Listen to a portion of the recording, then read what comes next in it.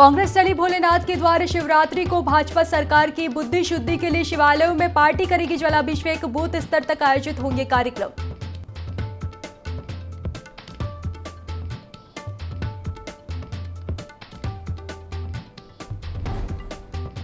हरिद्वार में चल रही कांवड़ यात्रा में धर्म नगरी में रौनक। 44 लाख श्रद्धालुओं के जल लाने का अनुमान है। शिवलिंग का करेंगे जलाभिषेक। डीजीपी अशोक कुमार पहुंचे हल्द्वानी। कोतवाली का किया निरीक्षण। महिलाओं के लिए बनाए गए हेल्प डेस्क की तारीफ।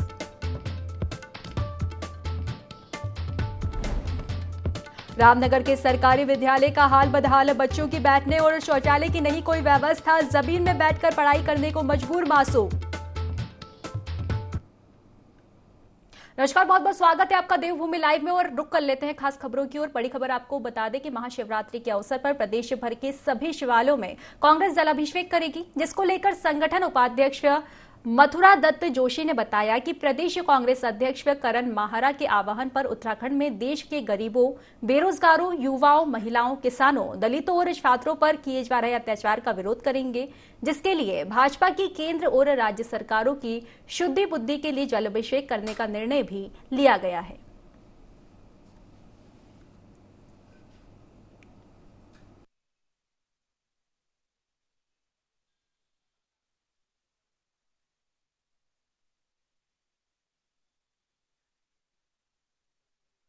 भारतीय जनता पार्टी की सरकार ने जिस तरीके से विगत दिनों में चाहे महिलाओं पर अत्याचार की बात हो, अंकिता भंडारी हत्याकांड हुआ हो, चाहे नौजवानों पर लाठीचार्ज की बात हो, बेरोजगारों को परेशान करने की बात है, व्यापारियों को परेशान करने की बात है, गरीब व्यक्ति को परेशान करने की बात है, तो इन तमाम मुद्दों को लेकर कांग्रेस पार्टी ने महाशिवरात्रि के शुभ अवसर पर भाजपा सरकार की बुद्धि शुद्धि के लिए, सद्बुद्धि देने के लिए कांग्रेस के कार्यकर्ता बूथ स्तर से लेकर तमाम जगह पर जो जहां है, जिस स्थान पर भी है, जहां जिसके घर के नज़दीक शिवालय है, शिवालयों में जाकर भगवान शंकर से प्रार्थना करेंगे और जलाभिषेक करेंगे कि सरकार को सद्बुद्धि दे।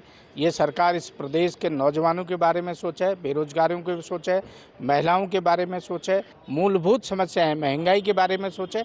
इस दिशा में हमने इसलिए जलाभिषेक का कार्यक्रम रखा है। हरिद्वार में महाशिवरात्रि से पहले ही फागुन मास की कांवड़ यात्रा शुरू हो गई है। धर्मनगरी भगवान शिव के रंग में रंग चुकी है, जहां बड़ी संख्या में कांवड़िए गंगा जल भरने हरिद्वार पहुंच रहे हैं, जिसको देखते हुए हरिद्वार के मंदिरों को सजाया जा रहा है। तो वहीं प्रेमनगर आश्रम में एक सप्ताह से भगवान शिव और नारायण का अनुष्ठान जारी है। जिलाधिकारी विनय शंकर पांडे ने कांवड़ मार्ग का निरीक्षण किया और अधिकारियों को जरूरी दिशा निर्देश भी दिए। साथ ही बताया कि प्रशासन ने किसी भी चुनौती के लिए पुख्ता इंतजाम कर रखे हैं।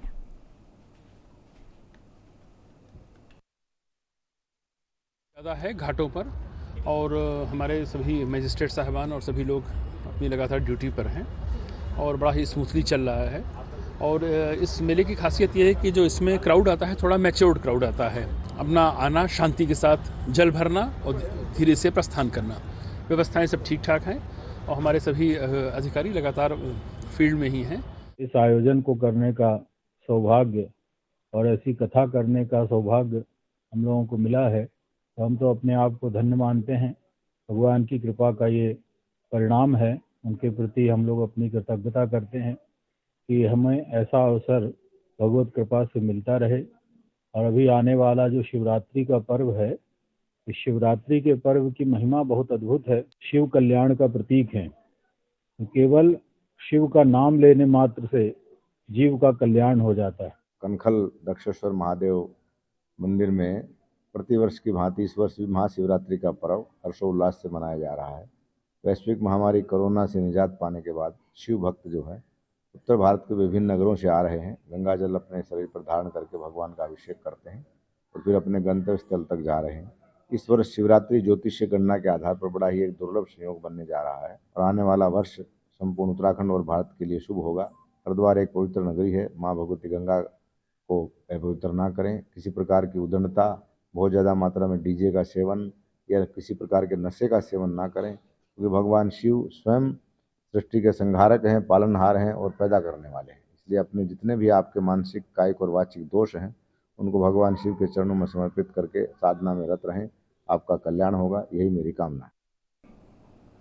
खटीमा के बहुगुणा राजकीय स्नातकोत्तर महाविद्यालय में छात्र संघ के नवनिर्वाचित पदाधिकारियों के लिए शपथ ग्रहण समारोह का आयोजन किया गया, जिसका शुभारंभ मुख्य अतिथि के रूप में उपस्थित खटीमा विधायक भुवन चंद्र कापड़ी ने मां सरस्वती की प्रतिमा पर दीप प्रज्वलित कर किया, जिसके बाद उन्होंने सभी नवनिर्वाचित पदाधिकारियों को शपथ दिलाई। साथ ही उन्होंने युवाओं से राज्य और देश की तरक्की में कार्य करने के लिए अपील की। इस बीच छात्र छात्राओं को रंगारंग कार्यक्रमों की प्रस्तुतियां भी दी है। आपने देखा है अभी कितनी शॉर्टेज है, तो मैंने सोचा था कि मैं उसके लिए प्रयास करूंगी, वॉश लाने के लिए प्रयास करूंगी, एनसीसी लाने के लिए प्रयास करूंगी। और लैब की स्थिति बहुत ज़्यादा खराब है, उसके लिए और जितनी भी महिलाएं हैं उनके लिए तो मैं प्रेरणा स्रोत हूँ कि मैंने कोशिश करी तो मैं आगे बढ़ी हूँ। ऐसे उनको प्रेरणा देते रहूंगी कि वो आगे बढ़े और जिस जगह पर उनको जरूरत होगी मेरी, हमेशा मैं उपलब्ध रहूँ। इन्हीं छात्रों के कंधों पर आने वाले हमारे प्रदेश का और देश का भविष्य है। हमने सभी छात्रों से यही अपील करी है कि महाविद्यालय में पढ़ते हुए आने वाले अपने भविष्य के लिए आपको दिन प्रतिदिन मेहनत करनी है और अपने भविष्य को सुनिश्चित करना है। महाविद्यालय का ये समय अपने भविष्य का और राज्य और राष्ट्र के भविष्य के निर्माण में आपकी भागीदारी को तय करता है। साथ ही छात्र संघ के अध्यक्ष अरविंद कुमार और उनकी पूरी टीम को हमने शुभकामनाएं दी है और महाविद्यालय के लिए जो भी संभव मदद हमसे हो पाएगी उसको हम जरूर करेंगे, इस बात का उन्हें आश्वासन देंगे। भले ही सूबे के मुखिया अच्छी शिक्षा की बात करते हो और प्रदेश के कैबिनेट मंत्री बारिश व कंट्रोल करने वाले ऐप लॉन्च करने की बात करते हो, लेकिन उसी प्रदेश में सरकारी स्कूलों की इमारतों की हालत बदहाल है। जिन जंगलों में जंगली जानवरों का खतरा हो, उन जंगलों के बीच खुले आसमान के नीचे बच्चे पढ़ने को मजबूर है। जी हाँ, हम बात कर रहे हैं उत्तराखंड के रामनगर के राजकीय प्राथमिक स्कूल कुमगाडार की, जहां ना तो बच्चे के बैठने की व्यवस्था है और ना ही बच्चों के सिर पर छत है। कभी भी बड़ी अनहोनी हो सकती है। वहीं शिक्षा विभाग गहरी नींद में सोया हुआ है, लेकिन जिम्मेदार अभी भी स्कूल और बच्चों की सुध नहीं ले रहे हैं। ऐसे में सवाल उठता है कि सरकार और प्रशासन आखिर किस अनहोनी का इंतजार कर रहे हैं। आखिर कब सरकार इन स्कूलों की इमारतों को तैयार कर बच्चों को महफूज जगह पर शिक्षा व्यवस्था उपलब्ध कराती है।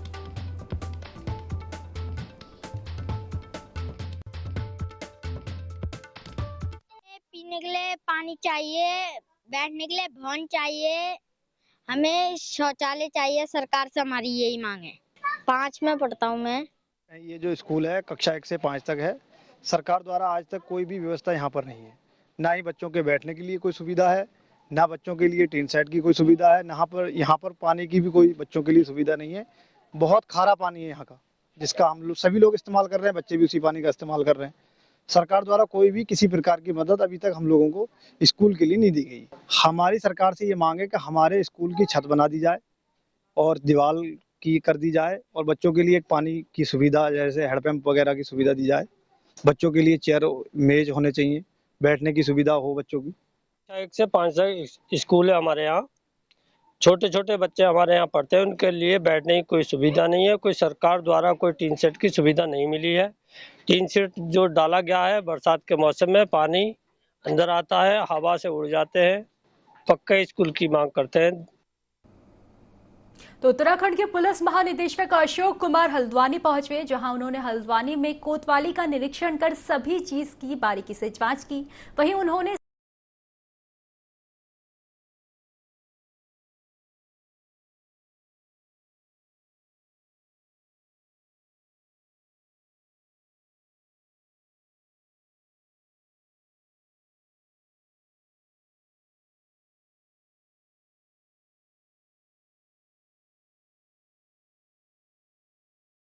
आप भी बनिए हिस्सा डिजिटल क्रांति का। संचार के सबसे तेज माध्यम से पहुंचिए ताज़ा समाचारों तक। लॉग इन कीजिए www.ind24.tv। एक क्लिक पर जानिए देश और दुनिया का हाल। लीजिए मजा लाइव टीवी का। बन रहे IND24 के साथ और जुड़ रहे IND24 और देखिए IND24 के विशेष प्रोग्राम। IND24 सबकी बात। महाशिवरात्रि के पावन पर्व पर काशी विश्वनाथ फूल मालाओं से सजाया जा रहा है। वहीं शिवरात्रि पर जल अभिषेक की तैयारियों को लेकर भी विशेष प्रबंध किए जा रहे हैं। मंदिर परिसर में सिक्योरिटी और ट्रैफिक को देखते हुए भारी पुलिस बल की तैनाती भी की गई है। साथ ही शहर में विशाल शिव बारात की तैयारियां भी चल रही है। तो आपको बता दें कि शिवरात्रि का महापर्व जो है आने वाला है, इसी के चलते लगातार अलग अलग मंदिरों में सजावट की जा रही है। इसी के चलते पूरी खबर हम आपको उत्तरकाशी से बता रहे हैं, जहां भी धूमधाम से महाशिवरात्रि को मनाने की तैयारियां की जा रही है। फूल मालाओं से मंदिर को सजाया गया है।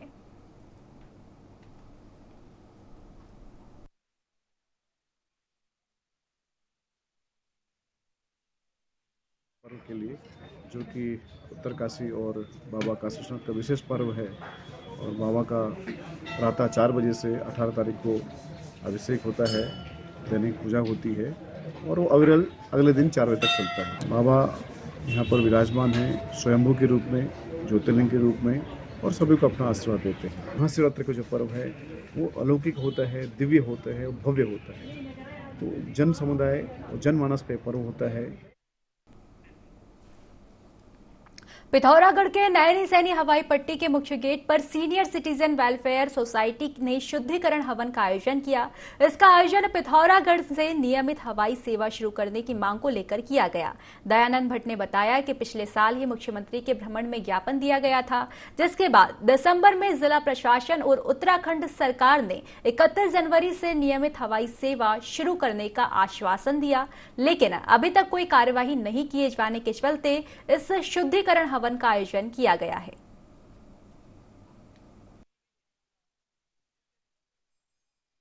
वर्ष जब माननीय मुख्यमंत्री जी पिथौरागढ़ भ्रमण पर आए थे तो हमने उनको ज्ञापन दिया था कि पिथौरागढ़ के लिए नियमित हवाई सेवा ऐसी नहीं जैसे पहले हुई, नियमित हवाई सेवा प्रारंभ कराई जाए।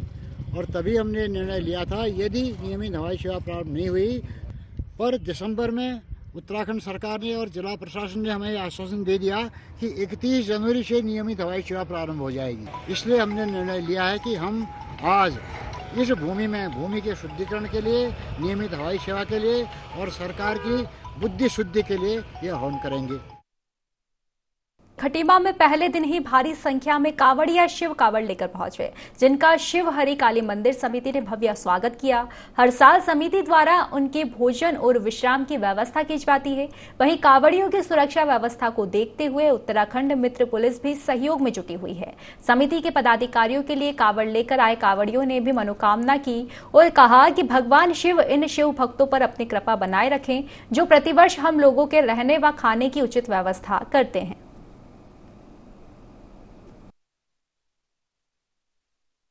मंदिर है, हर साल हम लोग वहीं से हरिद्वार के लिए जाते हैं। इस साल भी गए थे। हम लोगों ने गंगा जल हर की पौड़ी से उठाया था, उसके बाद चलना शुरू हुआ।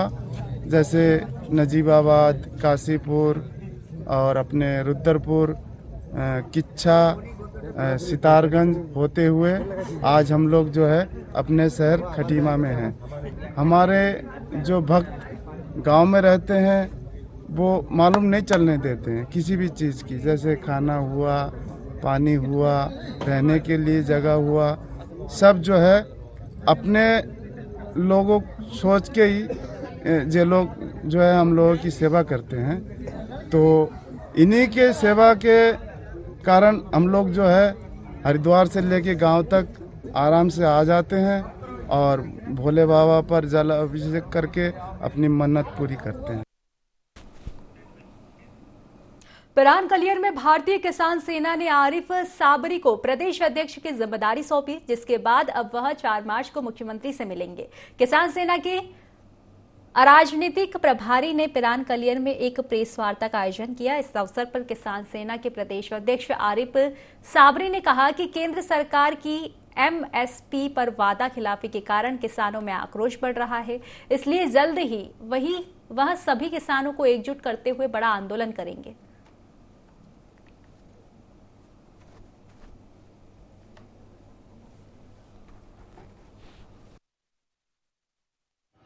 किसान सेना के सभी पदाधिकारी, किसान भाई उत्तराखंड के लिए कुछ करेंगे।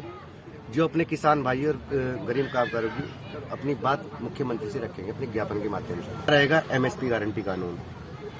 दूसरा मुद्दा रहेगा जो किसानों के ट्रैक्टरों पे चालान काट दिए में तुरंत चालान वापस किए जाए। तीसरा मुद्दा हमारा रहे जो किसानों के जो ट्रैक्टर हैं 10 साल पुराने, इन पे प्रतिबंध लगाया जा रहा, उन्हें तुरंत रोका जाए। चौथा मुद्दा हमारा जो इसने घोषणा पत्र में कहा था बीजेपी सरकार ने कि बिजली फ्री है और रहेगी, तो बिजली फ्री है और रहेगी तो एक बार ठप्पा भी लगा दे। अगर सरकार हमारे ज्ञापन के माध्यम से हमारी बात पूरी नहीं करती फिर एक बड़ा आंदोलन होगा। खटीमा के नारायण नगर और खेलड़िया गांव के जंगलों में अवैध लकड़ी की तस्करी की सूचना वन विभाग को प्राप्त हुई, जिस पर एसडीएम, नायब तहसीलदार सहित वन क्षेत्र अधिकारी मौके पर निरीक्षण करने पहुंचे, जहां उनको एक सूखे यूकेलिप्टस पेड़ के गटर में मिले, जिसको वन विभाग की टीम ने कब्जे में लिया। इस बीच ग्रामीणों ने बताया कि वन तस्कर जंगल की लकड़ी को अवैध रूप से काटकर नेपाल सहित अन्य जगहों पर बेच रहे हैं, जिससे सरकार को भारी मात्रा में नुकसान भी पहुंच रहा है। वहीं मौके पर पहुंचे एसडीएम ने बताया कि जांच के बाद जो भी तथ्य सामने आएंगे उसके तहत नियमानुसार कार्यवाही की जाएगी।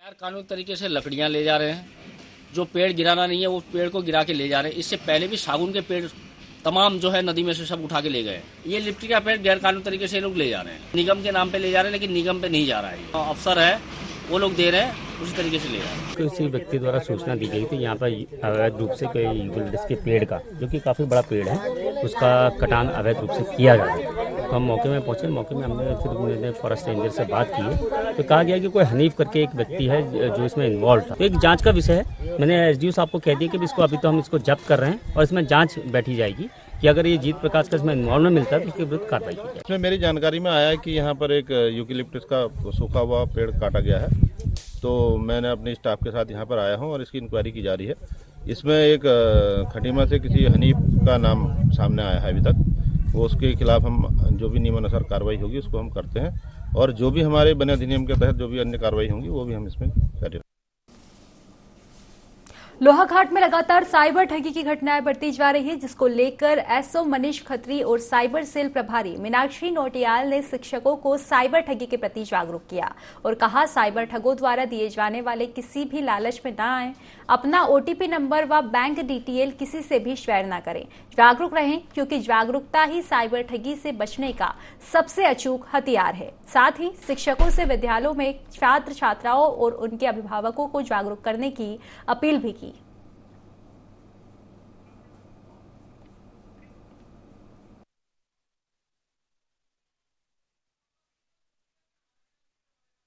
वर्तमान समय में जो साइबर से संबंधित ठगी हो रही है, किन किन चीजों से हो रही है, किस किस का प्रयोग करने से हो रही है, इस संबंध में हमारे द्वारा जो डाइट में टीचरों को प्रशिक्षण चल रहा था, उसमें साइबर अवेयरनेस के विरुद्ध उन्हें जागरूक किया गया, उन्हें अवगत कराया है कि किस तरह वो साइबर फ्रॉड से अपने आप को बचाव कर सकते हैं।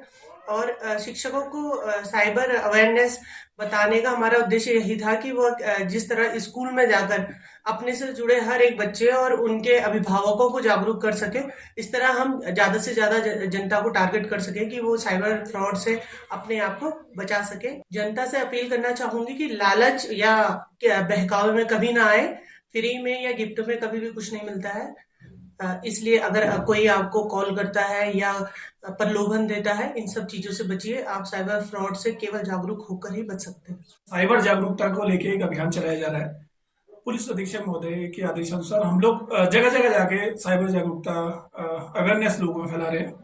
इसी क्रम में आज डाइट में जो हमारे शिक्षक हैं, इनके ट्रेनिंग प्रोग्राम चल रहे थे, तो उसी प्रोग्राम में हम लोगों ने जाके कुछ समय लेके शिक्षकों को साइबर जो अपराध हैं कैसे हो रहे हैं इनके बारे में बताया और कैसे ये बच सकते हैं इस बारे में बताया गया। उनसे आग्रह किया गया कि आप इस साइबर जागरूकता अभियान को या साइबर शिक्षा अभियान को आप आगे तक पहुंचाएं और आप जो है स्कूल में पढ़ने वाले बच्चों को, उनके अभिभावकों और आसपास के जो भी उनसे जुड़े लोग हैं उनको इस बारे में जागरूक करें। साइबर अपराध से बचने का केवल एक तरीका है, वो है जागरूकता।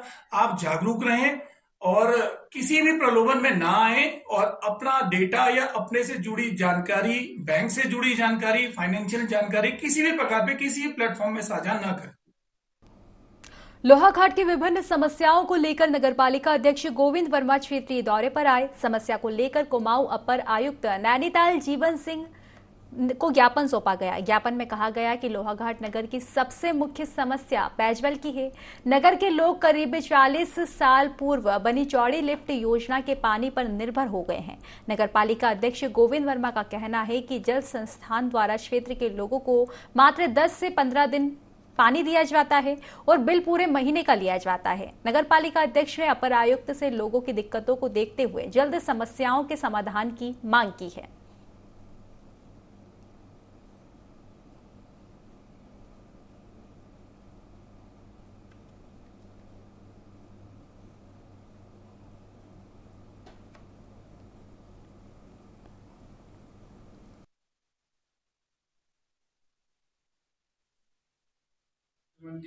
और जो पिरोली और एनएच की नालियां हैं क्षतिग्रस्त हो चुकी हैं, इनके संबंध में और कुछ सड़की रेट जो हमारे भवन स्वामी है लोहागढ़ नगर में पेयजल समस्या के संबंध में आयुक्त महोदय को से निवेदन किया कि यहाँ नगर में महीने में 10 दिन पानी मिलता है, वो भी भरपूर मात्रा में नहीं मिल पाता है, जिससे हमारी माताएं बहनें काफी परेशान रहती हैं। पेयजल विभाग द्वारा 10 दिन पानी दिया जाता है और बिल दिया जाता है पूरे महीने का।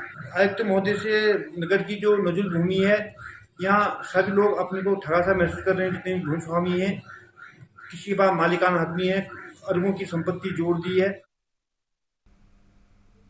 तो फिलहाल की खास खबरों में बस इतना ही। आप बने रहिए IND24 के साथ। नमस्कार।